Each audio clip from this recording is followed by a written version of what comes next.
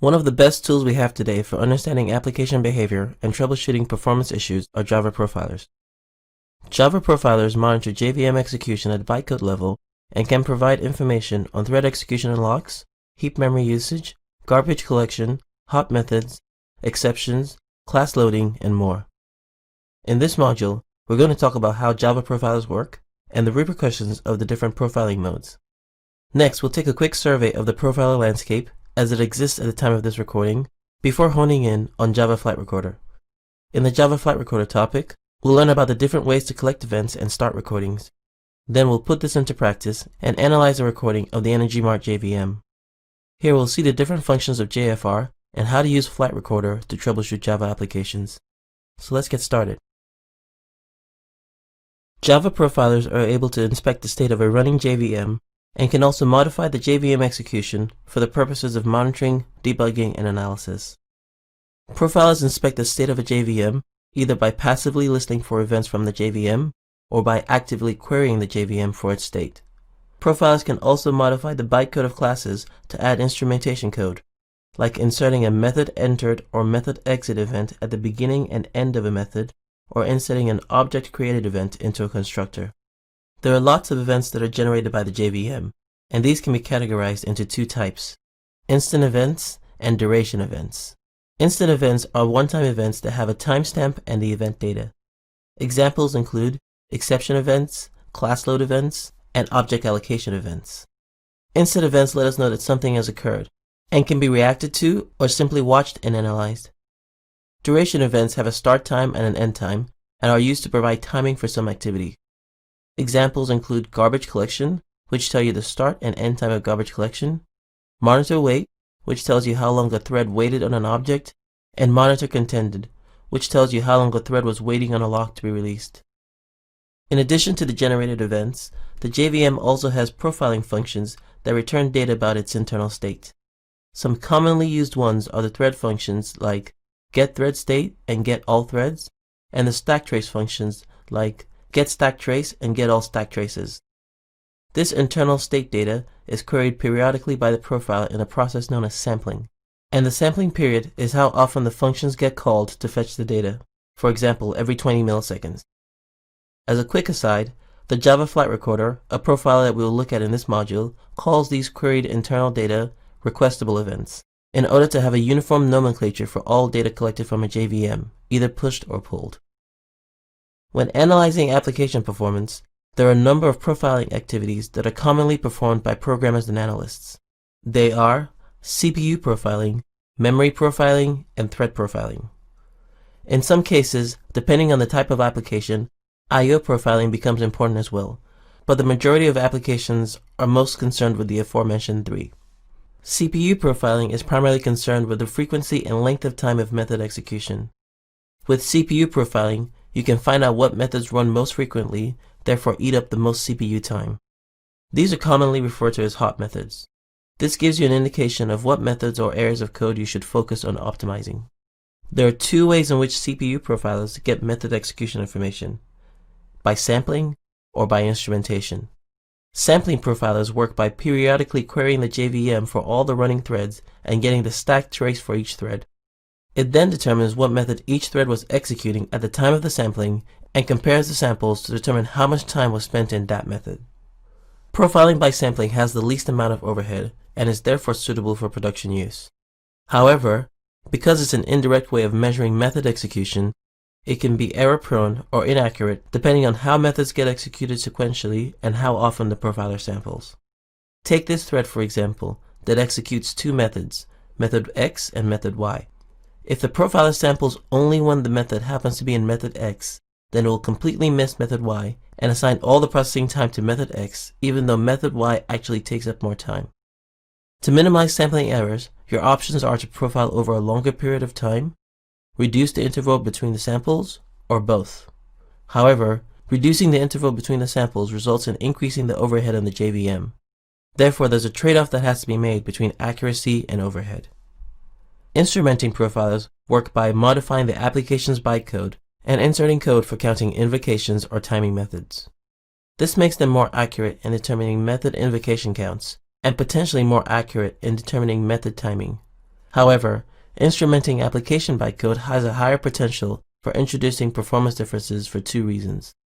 One is that the instrumentation code would likely have some overhead attached to it, and the other is that, depending on how the instrumentation is done, there may be some optimizations that could have been applied to the non-instrumented code that can't be applied to the instrumented code. The next common profiling activity is memory profiling. Memory profiling is primarily concerned with understanding what objects are using up memory and how memory is being freed up by garbage collection. With memory profiling, you can monitor the memory usage of your class objects over time, find out what objects are growing and shrinking in size, and where in your code these allocations are taking place. You can also analyze garbage collections. You can see the number and types of garbage collections that have occurred, the length of the pause times for each garbage collection, and how much memory they were able to free. The third common profiling activity is thread profiling. Thread profiling is primarily concerned with understanding what states threads are in and why. With thread profiling, you can see if your threads are able to run in parallel or not, find out how much time your thread spends sleeping, waiting, blocked, or executing, and find and analyze cases of high lock contention. Thread profiling is useful when your application is not as performant as it should be, yet its CPU usage is low. In this case, your application performance could be hindered by locking, and thread profiling helps you find that out. One piece of advice performance analysts typically give is that when debugging performance issues, if you have access to multiple profiler products, then you should use those different profiler products in analyzing your application. This is because the different products sometimes measure and display events differently and reveal different insights. This is especially true of sampling profilers. So next, we'll take a quick look at the Java profiler landscape.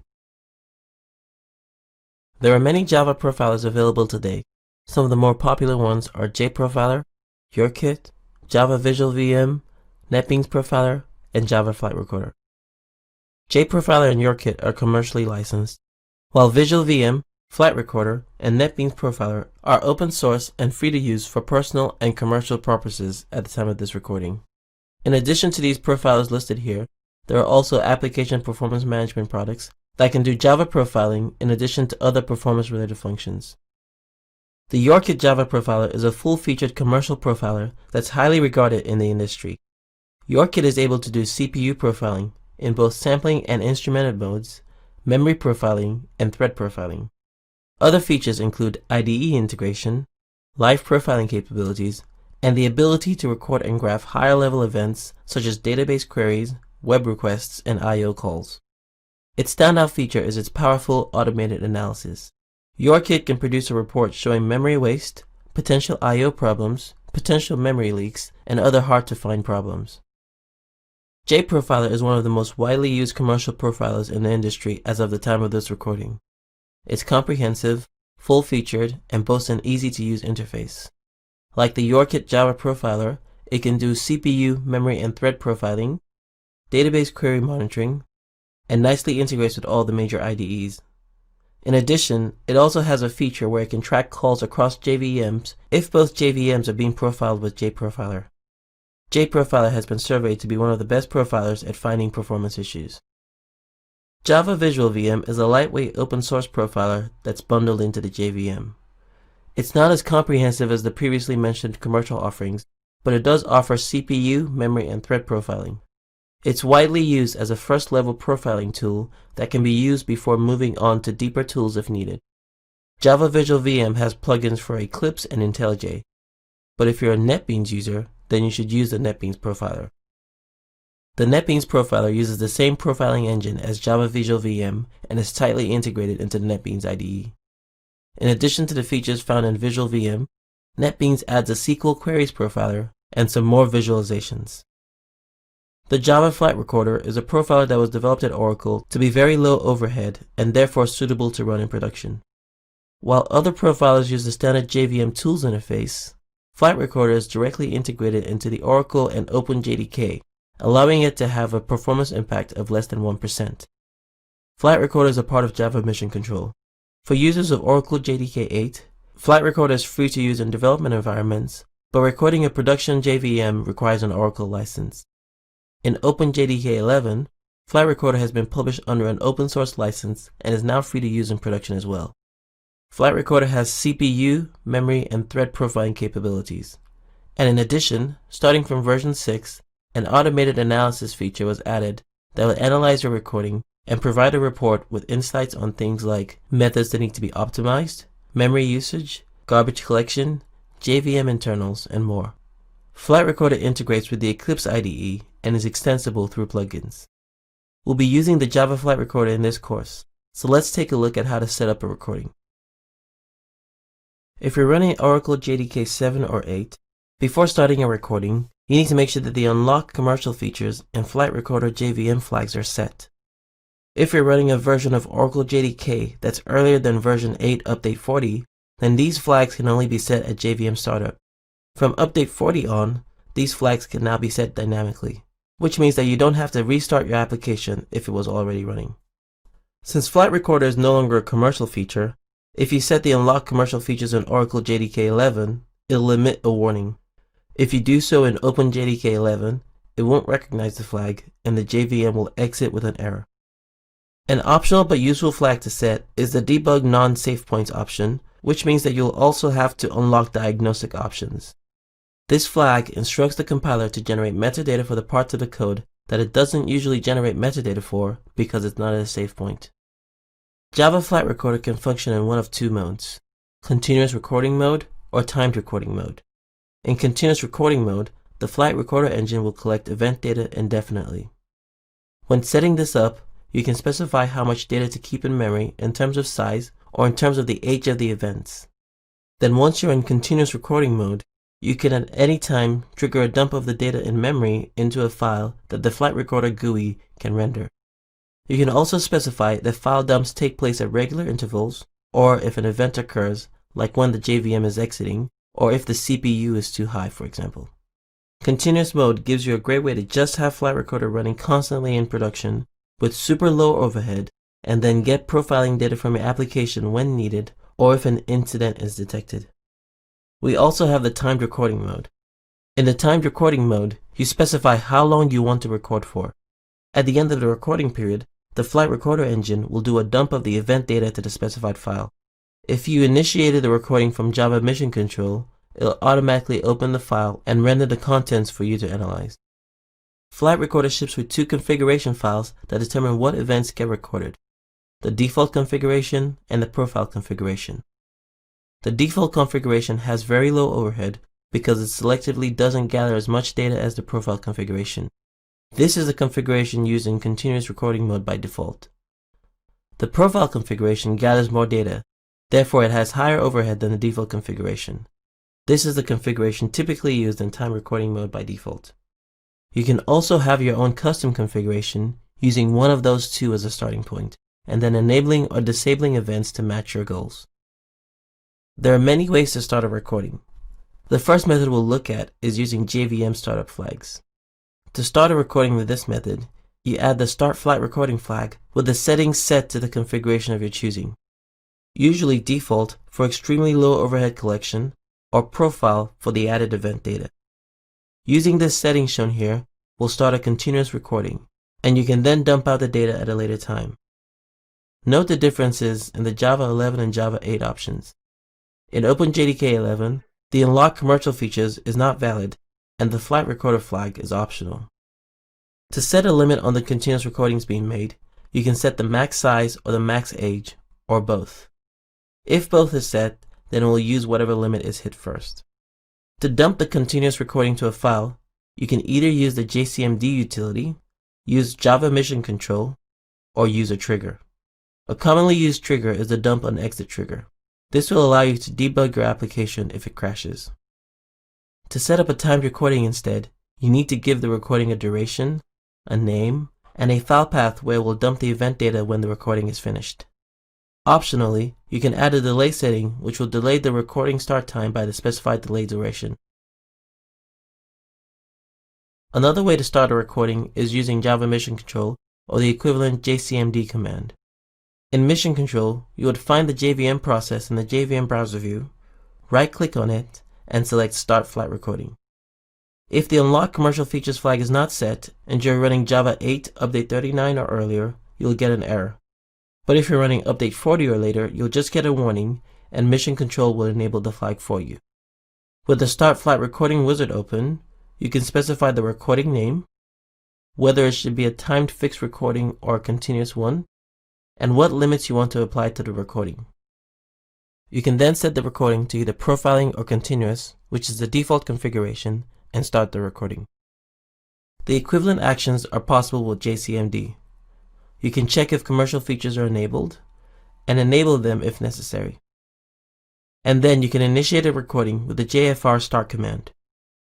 If you have a continuous recording running, you can use the JFR dump command to copy the contents of the recording to a file. Or you can find the recording in the JVM browser view and trigger a dump that way. Another way to trigger a dump is the use of triggers.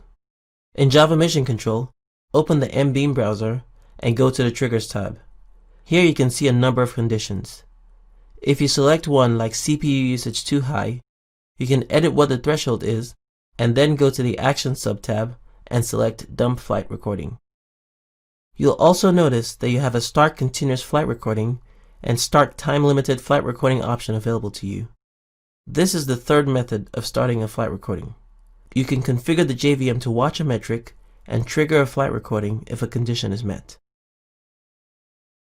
Now that we have a recording, let's check out what kind of insights we can get from profiling with Flight Recorder. JFR automatically analyzes the recording for you. It then creates a report showing you potential performance and functional problems, and typically also provides tuning tips for those potential issues. These potential trouble spots are defined by a bunch of rules that are bundled into the product, and you can also define and add your own custom rules or tune the parameters of some of the rules. If you toggle this green button, you can see the rules that yielded a positive result, and you can also view the data in tabular form if you prefer that. If you have a warning from the Automated Analysis Results view, then there will be a red or orange exclamation mark overlaid on the associated page icon so that you can easily navigate to it. For CPU profiling with Flight Recorder, click on the Method Profiling node. Here we can see the hot classes. These are the classes and methods that were frequently observed as executing whenever a sample was taken. Therefore, it's reasonable to expect that as the most frequently executed methods and classes, the CPU spends most of its time executing them.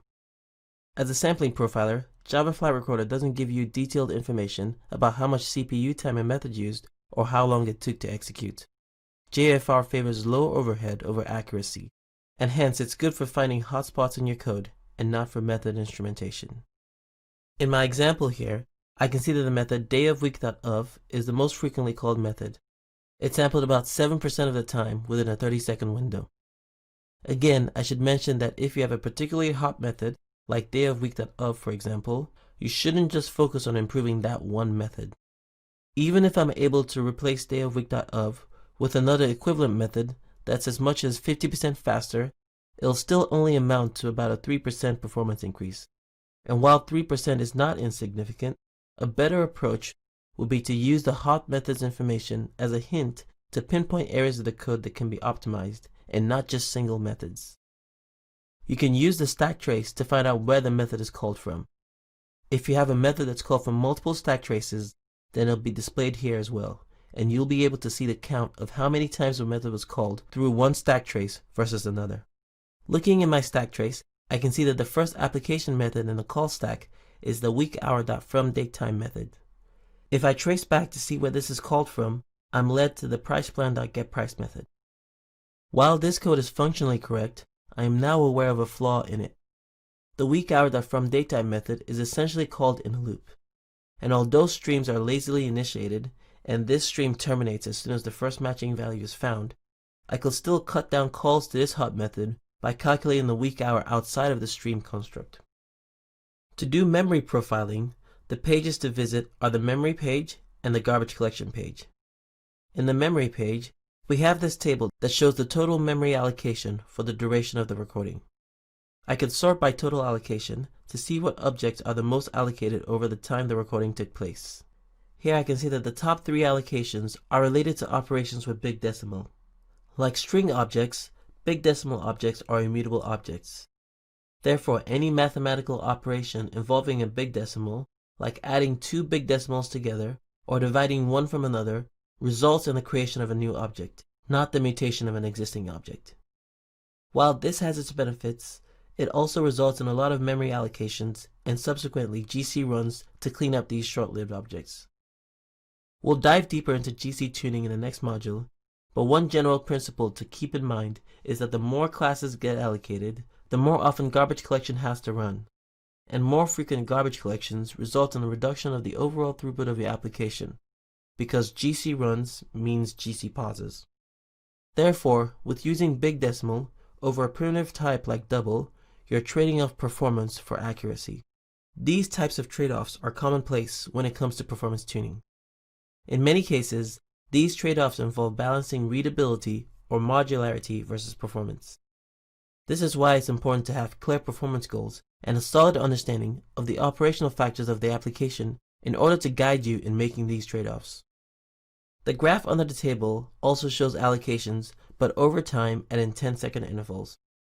Like any graph in this version of the Flight Recorder UI, to focus on a particular time window, I can click on the graph and drag my mouse across the desired time window. I can clear this selection by clicking Clear up here.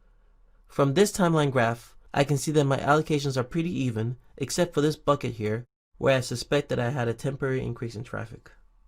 Below the allocation bars, you can see the line graphs for the amount of heap memory used, committed, and more. You can toggle on and off graphs as needed. The garbage collections are also shown in vertical lines overlaid on the graphs, and you'll notice that the occurrence of a GC run typically results in a drop in the used heap. When you hover over a GC line, a tooltip is displayed that gives you the GC pause time and the GC ID so that you can look up the details of that GC occurrence in the GC page. The last panel on this page is the stack trace panel, which shows you where the allocations are occurring in your code and how often they are called by each branch. Outside of the top 3 allocations, which are all big decimal related, we can take a look at the fourth largest allocation.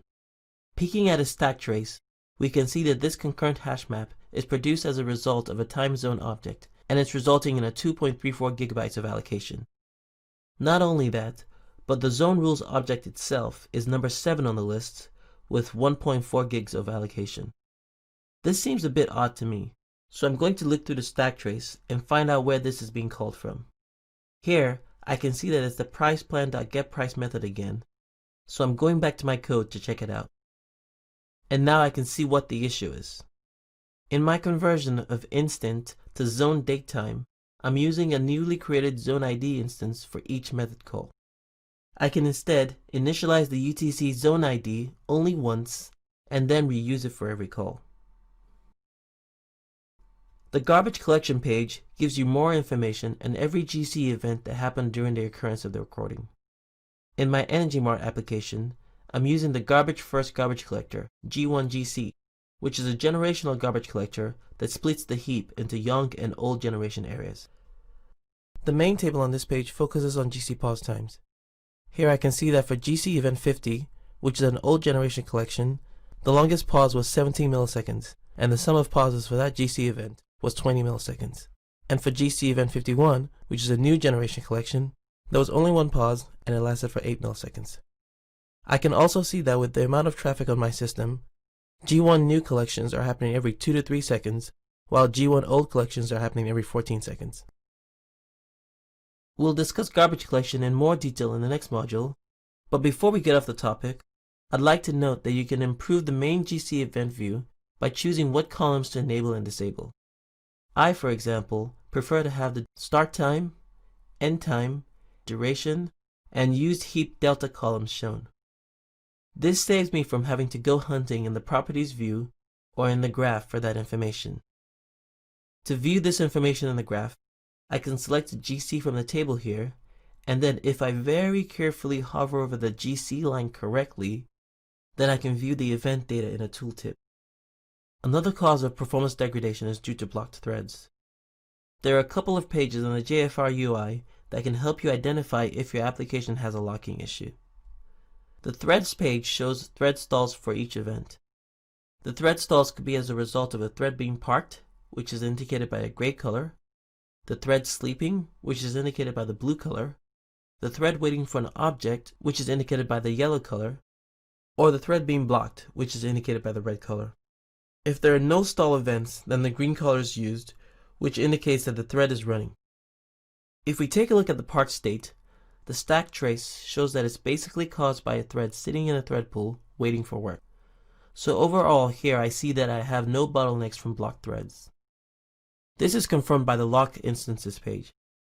There are no locks listed here as blocking any threads. Here is an example of what the lock instances page will look like with the existence of lock contention. Here you can see what the monitor class is, what threads are blocked, an estimate of how long they were blocked for, and a count of how many times they were blocked. And then you can look in the stack trace to find out where in the code this is happening. Before moving on to the next module, I would like to know what the effect of the changes to the pricePlan.getPrices method are.